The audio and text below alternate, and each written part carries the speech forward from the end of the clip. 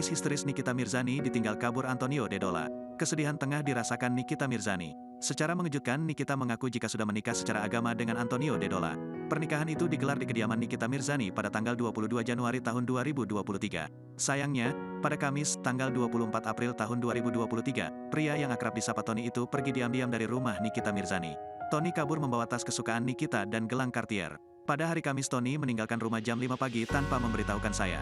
Bahkan dia membawa tas dan gelang Cartier pemberian Kak Amel dan baju adik saya Lintang, lalu kaos saya. Tony hanya meninggalkan baju-baju lamanya dia, jelas Nikita Mirzani di akun Instagram pribadinya, yang kini unggahan itu sudah dihapus, Sabtu tanggal 29 April tahun 2023. Tak lama setelah unggahan itu dihapus, ibu tiga anak itu melakukan siaran live Instagram di malam harinya. Nikita Mirzani menangis histeris menceritakan kisahnya dengan pria asal Jerman tersebut. Tahu suaminya membawa kabur barang-barang kesukaannya, perempuan yang akrab disapa Nikita itu menegaskan jika dirinya tidak pernah menyebut Tony sebagai maling. Saya tidak pernah memfitnah dia maling, demi Allah. Demi ibu bapak saya, ucap Nikita sambil menangis. Saya cuma bilang kenapa kamu bawa tas kesukaan saya,